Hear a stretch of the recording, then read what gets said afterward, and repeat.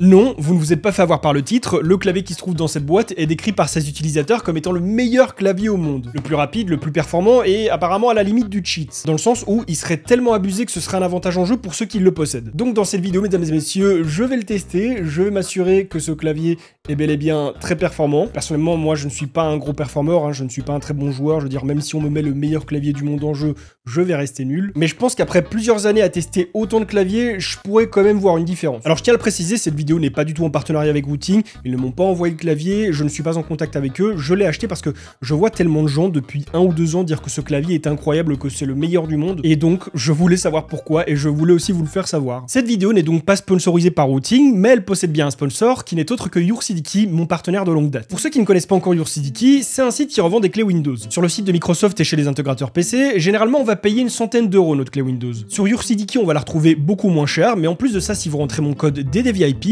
vous allez avoir une réduction de 25% sur votre clé. Le site est très facile à employer, il y a plein de moyens de paiement disponibles. Une fois que votre clé est achetée, vous n'allez pas la recevoir par mail, c'est directement sur le site dans votre User Center. Vous la récupérez, vous allez ensuite dans Windows, vous ouvrez le menu démarrer, vous tapez activation dans la barre de recherche, et dans le menu activation, vous allez tout simplement mettre votre code. Et voilà, Windows est activé, vous avez accès à toutes ces fonctionnalités. Si jamais vous avez un souci avec votre clé, qu'elle ne fonctionne pas, ne vous inquiétez pas, vous ne vous êtes pas fait arnaquer. Ce ne sont pas des fausses clés, des clés pirates ou quoi, il n'y a pas d'arnaque. Vous retournez sur le site, et en bas à droite, il y aura un petit chat, vous allez vous adresser à ce chat, et ils vont vous remplacer ou rembourser votre clé. Si vous êtes intéressé, tous les liens se trouvent dans la description de cette vidéo et en commentaire épinglé. Bref, encore un tout grand merci à YourSIDIKEY de sponsoriser ma chaîne depuis si longtemps, et maintenant, on retourne au sujet principal. Pour cette vidéo, j'ai donc acheté le clavier, la version 60HE+. J'ai pris également des keycaps blanches, un câble détachable. J'ai également acheté leur lubrifiant pour Switch et le kit de lubrification. D'après le site, les Switch sont pré-lubrifiés, mais on m'a toujours dit que c'était mieux de le faire soi-même. Et alors pour finir, j'ai acheté la petite housse de transport. Pourquoi? Bah je sais pas. Je me suis dit autant prendre la totale, et puis voilà, si un jour j'ai envie de le transporter pour aller taper ma meilleure LAN e-sport en compétition mondiale, chose qui n'arrivera jamais, et ben voilà, j'aurai cette petite sacoche de transport. En parlant avec plusieurs personnes de ce clavier, il y en a plusieurs qui se demandaient à quoi servait cette sangle. Et ben écoutez, à rien du tout. Personne ne tiendrait son clavier comme ça, les gens le foutent dans leur sac à dos et c'est bon, c'est réglé. Et donc moi c'est juste ça qui va m'intéresser, je ne vais pas les changer tout de suite parce que... Avant de les installer, je vais procéder à la lubrification des Switch, un à un. Ça va me prendre un temps monstre, il y a 60 touches sur ce clavier, donc 60 Switch à ouvrir et puis à lubrifier délicatement, manuellement avec un petit pinceau, et puis à refermer et puis à remettre. Ça va être beaucoup trop long. Ça va prendre des heures et je déteste ça. Mais c'est pas grave, je vais le faire pour cette vidéo. Pourquoi? Parce que pour tester le clavier à son plein potentiel, il faut qu'il soit bien lubrifié. Donc première prise en main de clavier, je n'ai encore appuyé sur aucune touche jusqu'à maintenant, je n'ai rien modifié dessus. Là déjà je veux voir si je ressens une réelle différence au niveau de la frappe et du bruit sans avoir relubrifié les Switch par rapport à d'autres claviers du même genre que j'aurais pu tester.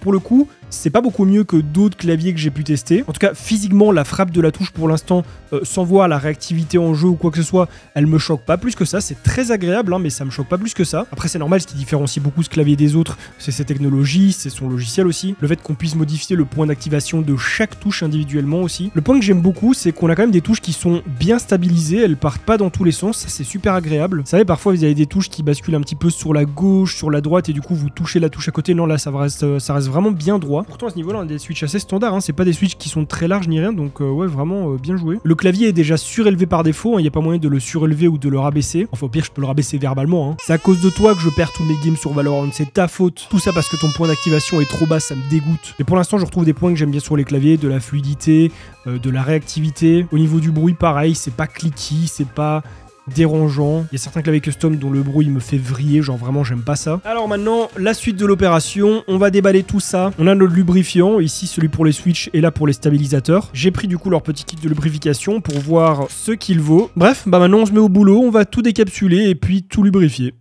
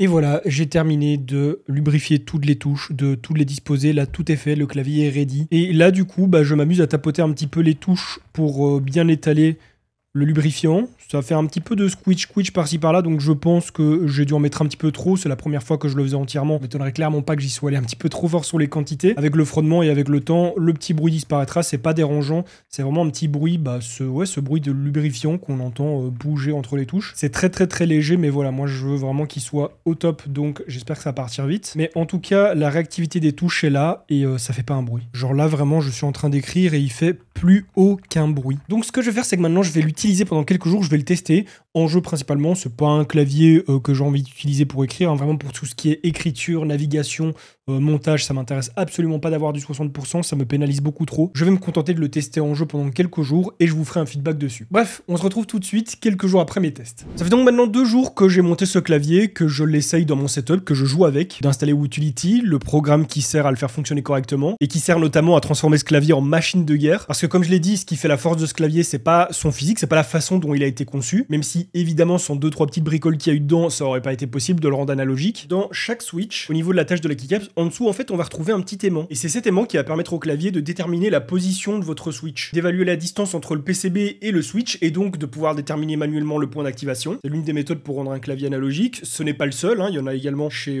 Razer, chez SteelSeries, il y en a également eu un il y a des années chez Cooler Master, je me demande même si c'était pas le premier. C'est un petit peu comme les gâchettes ou les joysticks d'une manette, plus vous allez effectuer une pression douce, plus votre personnage ou véhicule va avancer doucement. Et à l'inverse, plus vous allez faire fort, plus ça va aller vite. C'est notamment ce que l'analogique rend possible, mais ce qui est super intéressant, c'est surtout que votre clavier va donc pouvoir déterminer le point exact où se trouve le switch. Et c'est comme ça qu'on en arrive à un clavier aussi rapide, c'est parce que vous pouvez tout simplement lui dire, ok, je veux que mon point d'activation soit vraiment tout en haut. Genre quand j'effleure la touche, elle s'active. Et à l'inverse, si c'est trop, il y a moyen de le baisser. Et ce qui fait la grosse différence aussi dans ce clavier, c'est la technologie Rapid Trigger qui permet en fait de faire en sorte que dès que vous allez relâcher la touche, elle va se désactiver. Vous allez pouvoir réappuyer dessus directement. Généralement, une touche, faut attendre qu'elle remonte jusqu'en haut. Ici non, dès que vous la relâchez un petit peu, elle se désactive. Ce qui fait que vous pouvez donner plein de petites pressions comme ça dessus et spammer comme un bâtard. Et en fait, la touche va détecter la moindre de vos pressions. Et ça, c'est insane. Dans les FPS, quand vous devez faire des mouvements ou quand vous devez loot, c'est incroyablement rapide. Ce que je vais vous montrer maintenant, c'est vous faire écouter de nouveau le bruit de ce clavier après lubrification. Pour ça, je vais utiliser le même matériel que la dernière fois, le même enregistreur. Donc, c'est un micro Canon qui est branché directement sur mon A7 IV. Et il est réglé exactement comme les plans un petit peu plus tôt. Le son au même niveau, je ne vais pas y toucher. La seule chose qui va changer, c'est les switches qui ont été lubrifiés. Alors, dans un premier temps, on se retrouve non pas avec le Wooting, mais avec le clavier de Cyril MP4. On va faire un petit comparatif de bruit entre celui-ci et le Wooting.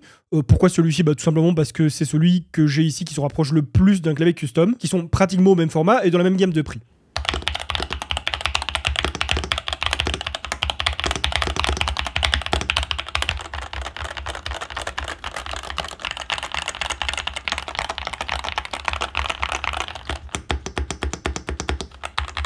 Voilà, donc là déjà on a un bruit qui est plutôt agréable, on a des switches qui sont pré-lob mais qui ne sont pas de la même qualité, et surtout on a une conception et isolation de caisse qui sont différentes. Donc maintenant on va passer sur le Wooting, il a donc été lubrifié comme vous avez pu le voir, il y a certaines touches où j'en avais mis un petit peu trop, et du coup on entendait un petit peu le bruit de la lubrification. Donc ce que j'ai fait c'est que j'ai ouvert pratiquement tous les switches un à un, du moins ceux qui étaient concernés par ce bruit, et j'ai retiré l'excès de lubrifiant qu'il y avait. Maintenant ça sonne déjà beaucoup mieux. Et donc sans plus attendre, voici le bruit que fait mon Wooting 60H+, quand il est lubrifié.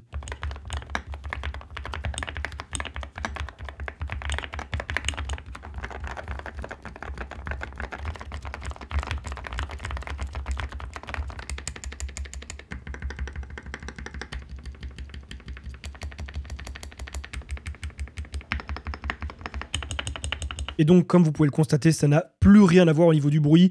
Pas juste avec celui de Cyril MP4, mais même avec l'enregistrement qui avait été fait avant quand il n'était pas lubrifié. On a maintenant un son qui est beaucoup plus amorti, on a un son qui est beaucoup plus smooth, qui est étouffé finalement par la lubrification. Donc voilà, on entend encore sur certaines touches un petit peu ce bruit de surplus qu'il y a dans le lubrifiant. Pour ça, je vais continuer à l'utiliser pendant quelques jours, et au pire, si ce bruit ne disparaît pas, j'ouvrirai les touches qui sont concernées et j'en enlèverai encore un petit peu. Mais en tout cas, constatez quand même la différence entre les deux.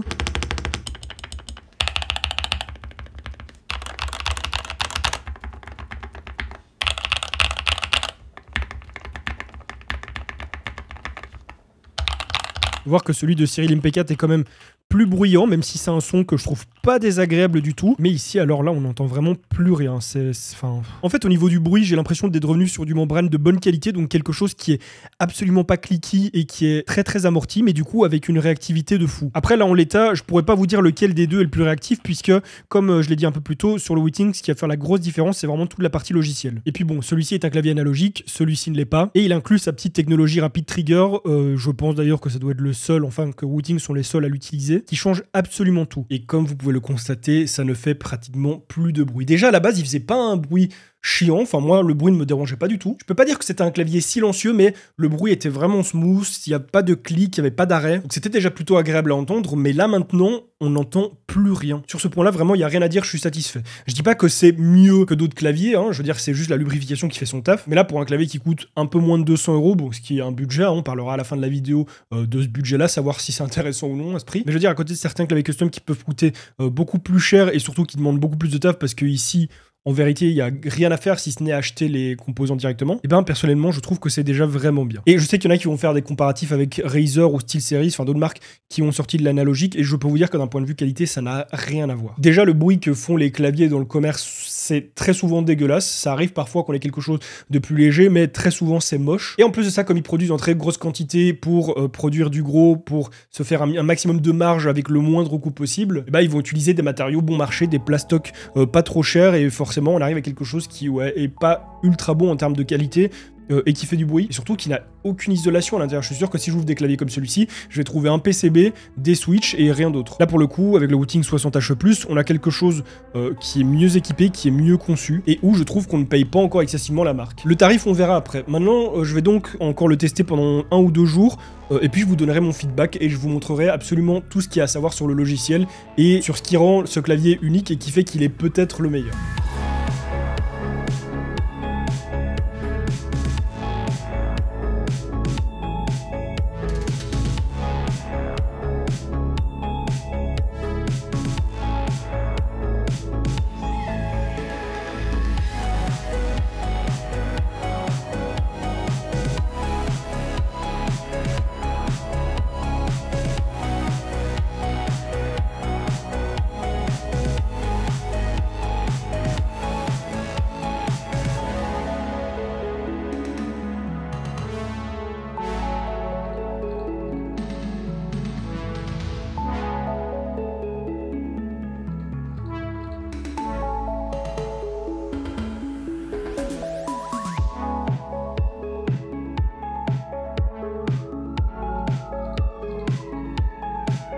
On se retrouve sur Wootility, le logiciel dédié à ce clavier. Vous excuserez ma voix s'il vous plaît, je suis malade, j'ai une bonne grippe depuis 3 jours. Certes, j'aurais dû attendre d'aller mieux avant de tourner cette vidéo, mais j'étais trop impatient de la terminer. Donc j'ai eu l'occasion d'utiliser ce logiciel pendant plus d'une semaine maintenant, de le tester, de parcourir l'interface à fond, de juger sa stabilité, et en vrai, il est super propre, super intuitif. Je pense que même quelqu'un qui n'a pas l'habitude pourrait très facilement s'y retrouver. Et d'un point de vue stabilité, j'ai eu aucun problème d'assignation sur le clavier, j'ai eu aucun bug, aucun crash, donc vraiment top. À ce niveau-là, c'est probablement l'un des logiciels les plus stables que j'ai vu. Pour s'y retrouver, c'est assez simple. On va avoir sur la gauche les différents profils, ceux déjà existants pour différents types d'utilisation. Et dans chacun de ces profils, on va avoir des réglages. Donc pour commencer, on a le typing profile, le plus classique, celui de la vie de tous les jours, qui va nous servir à écrire, à naviguer. Rien de bien spécifique ici. On peut directement changer les couleurs. Ça, c'est très standard, hein. C'est ce qu'on va retrouver sur tous les claviers. Et puis on a l'onglet performance et les autres, mais j'avoue que pour le typing profile, c'est pas très intéressant. On va directement passer à la suite. Donc le rapid profile, celui qui est fait pour performer, pour les jeux, pour les FPS à niveau professionnel. Cette fois-ci, on peut voir que les couleurs ont changé également à l'écran, elles sont bien comme ça sur mon clavier. Et la luminosité, on ne peut pas la régler à plus de 70%. Pourquoi? Parce que tout simplement dans les performances, il y a le mode Tension. Je sais pas si c'est la bonne prononciation, mais on s'en fout. C'est tout simplement un mode qui va optimiser le temps de réponse du clavier. On passe de 2 ms par défaut à 1 ms. Et il va le faire en désactivant les effets RGB et en réduisant l'intensité de la lumière. Et donc, en allant voir ça, on s'est retrouvé dans l'onglet performance et il va y avoir 2 grosses choses qui vont nous intéresser. Celui-ci, on va le désactiver pour l'instant. Tout d'abord, on va avoir le déclenchement de la touche, le point d'actionnement. Comme je vous l'ai dit, c'est un clavier analogique. On a un aimant en dessous du switch qui permet au clavier de définir où se trouve le switch dans sa course. Et donc, grâce à ça, nous, on va pouvoir déterminer le point d'actionnement. Par exemple, si je veux un point d'actionnement très très long, donc faire en sorte que je doive complètement appuyer sur ma touche pour qu'elle s'active, eh bien, je vais le mettre tout en dessous, donc à 4 mm. En faisant ça, je vais vous montrer le résultat. On va aller ici. En bas à gauche, vous pouvez voir que je peux tester mes touches. Enfin, je peux les afficher quand j'écris. Et là, si je me mets à taper sur la deuxième ligne du clavier, vous pouvez voir que j'ai environ une ligne, voire une ligne et demie qui peut s'afficher, à savoir que les touches disparaissent quand elles arrivent en haut de leur course. Donc là, je tape de manière assez nerveuse, je vais assez vite, mais je n'arrive pas à faire beaucoup mieux que ça. Ce qu'on va faire maintenant, c'est qu'on va déjà monter le point d'actionnement tout en haut. Donc là, c'est à la limite du switch. La grosse différence, c'est que je vais pas devoir enfoncer la touche jusqu'au bout pour qu'elle s'active. Je pose à peine le doigt dessus. Voilà, j'ai même pas eu l'impression de pousser. J'ai bêtement posé mon doigt sur la touche et ça, c'est assez fou. Et donc là, si je me remets à taper de la même manière que tout à l'heure, bah on peut voir qu'il y a une grosse différence. Et je vous jure que physiquement, je ne vais pas plus vite. On voit beaucoup plus de touches s'afficher et on a l'impression que je vais plus vite, mais pas du tout. C'est juste que je n'ai pas besoin d'appuyer autant sur la touche pour qu'elle s'active, et donc ça me permet d'en afficher beaucoup plus. Donc rien qu'en faisant ça, en la passant de 4 mm à 0.1 mm, j'ai déjà gagné beaucoup en performance, en rapidité. Mais ça, c'est quelque chose qu'on peut retrouver sur tous les claviers analogiques qui existent. Bon, ils seront peut-être pas aussi performants que celui-ci parce que le Wooting est déjà très performant, parce qu'il a des bons switches, parce que je l'ai lubrifié, et parce que la mécanique du clavier de manière générale est très bonne. Enfin, sa conception est très bonne. Et il y a une chose qui fait absolument tout sur ce clavier, qui change drastiquement les performances et qui fait que je pense qu'aucun clavier ne peut l'atteindre actuellement au niveau rapidité. En français, on dit déclenchement rapide, mais on préfère appeler ça par son nom anglais le rapid trigger. En gros, quand vous appuyez sur une touche, il faut attendre qu'elle se relâche complètement pour qu'elle se désactive et donc que vous puissiez refaire une frappe. Par exemple, regardez, si je me mets à spam ma touche J, pendant un moment, elle va m'afficher beaucoup de touches et puis au bout d'un moment, elle va se conformer à une seule frappe. Pourquoi? Parce que je lui laisse pas le temps de remonter jusqu'au bout. En fait, je tapoche ma touche sans relâche et donc elle n'a pas le temps de se réactiver plusieurs fois. Et du coup, on a l'impression que je fais presque rien. Mon nombre d'entrées sur le clavier est vraiment super limité. Si j'active le rapid trigger maintenant, je vais aller faire exactement la même chose. Et vous pouvez voir que directement, ça change tout. Et là, je peux spam pendant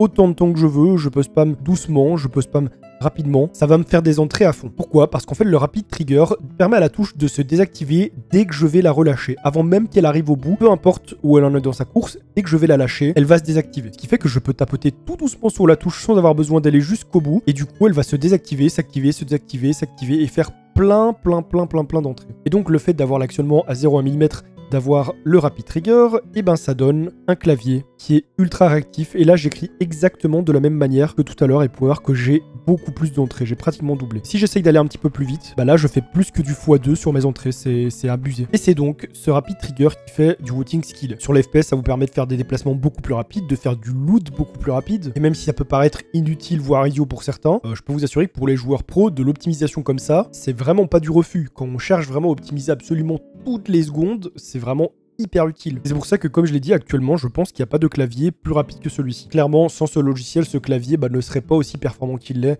surtout sans ce petit rapid trigger qui fait absolument tout.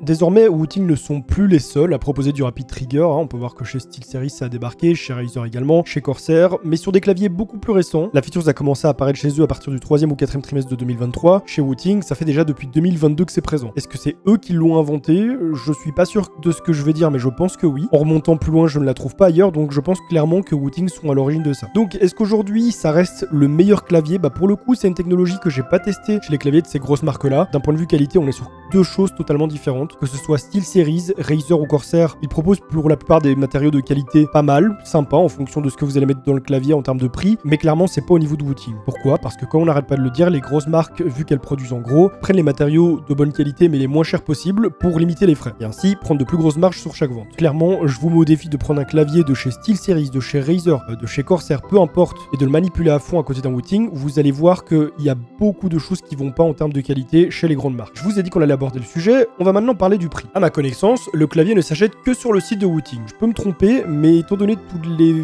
fonctionnalités qu'on peut ajouter au clavier, je suis pas certain que ce soit vendu sur d'autres sites. Leur façon de faire est assez intéressante. Vous pouvez soit acheter directement le clavier complet, sans rien toucher, pour 190 €. Ça fait déjà un sale prix mine de rien et on va l'analyser, mais d'abord je vous montre un petit peu tout ce qu'il est possible de faire. Et si vous le voulez, vous pouvez aussi acheter un module qui comprend le PCB, une plate, des pads en silicone et des stabilisateurs. Ça vous vient un petit peu moins cher et ça vous permet d'acheter votre case, vos switches, en n'oubliant pas qu'il faut des switches avec des aimants, sinon le clavier ne sera pas analogique, et même les keycaps. Pour le coup, je trouve que 155 balles, au vu de tout ce qui manque, c'est un petit peu de foutage de gueule quand même. C'est un petit peu pour vous dire, on vous force à acheter le clavier complet. Mais pour le coup, je pense vraiment pas que ce soit intéressant d'aller chez Wooting juste pour acheter le module. En admettant donc que vous voulez choper le clavier en entier, vous avez tout d'abord la version NC, mais seulement en US. Pour ma part, c'est ce que j'ai pris parce que c'est ce à quoi je suis le plus habitué en clavier 60%. Et si vous le voulez en AZERTY, il faudra prendre la version ISO en French. À savoir qu'en ISO français, ils ont foutu des keycaps en ABS, donc c'est vraiment de la merde. C'est aussi l'une des raisons pour lesquelles j'ai pas pris ici. Après, rien ne vous empêche de prendre la version sans keycaps et d'acheter vos keycaps sur d'autres sites, d'avoir quelque chose de meilleure qualité et surtout qui sera peut-être plus adéquat à ce que vous aimez en termes de design. Je me suis tapé un supplément de 30 €, je comprenais pas pourquoi, parce que juste changer la couleur de keycaps, ça vaut pas 30 € selon moi, mais comme vous avez pu le voir dans la vidéo, j'ai reçu les keycaps noirs déjà installés sur le clavier et les blanches à part. C'est la raison pour laquelle on paye un petit peu plus cher. Donc voilà, on va dire que ça c'était mon petit caprice, on va les enlever pour rester sur un prix normal, on arrive à 190 €. Pour 190 €, vous avez un clavier qui est complet et fonctionnel, mais qui n'est pas lubrifié. Sur le site, il est marqué qu'il est pré-lubrifié, mais à part un petit peu sur les stabilisateurs, j'en ai vu nulle part et j'en ai senti nulle part de la lubrification. Donc on va aller sur continuer, on va prendre ce qu'il faut pour le lubrifier. C'est pas obligatoire, mais du coup vous n'aurez pas un routing aussi performant que celui que j'ai si vous prenez pas ça. Et donc si vous voulez lubrifier correctement, il vous faut la lubrification et le set d'outils revient à 37 € de plus. Et donc en arrivant au panier, avec un clavier complet et son set de lubrification, on en a pour pratiquement 230 €. Pour un clavier 60%, même de cette qualité-là, je trouve ça quand même extrêmement cher. Attention, pas plus cher que dans le grand marché avec toutes les grosses marques comme Asus ROG, comme Corsair, comme SteelSeries, ils ont des claviers bien plus chers qui sont de moins bonne qualité et qui performent moins, mais qui pour la plupart sont des claviers complets, des claviers avec un pavé numérique, avec ci, avec ça, avec plein de features. Ici, on est sur un clavier 60%. Il est certes hyper performant, il est qualitatif, mais il a que 60 touches, c'est un petit clavier, c'est un petit format. Je pense que le prix n'est pas forcément une barrière pour quelqu'un qui veut quelque chose d'aussi performant. Ça fait un peu mal au fion quand même si vous enlevez le kit de lubrification, ça fait quand même 190 €, c'est encore très cher, mais je dirais qu'il faut le laisser, parce que comme je vous l'ai dit, sans ça, votre routing va pas être aussi performant qu'il le devrait. Il sera pas aussi fluide et silencieux. Donc moi je trouve que le clavier on devrait lui enlever 30-40 balles facile. C'est pas normal de payer 190 € pour un clavier 60%.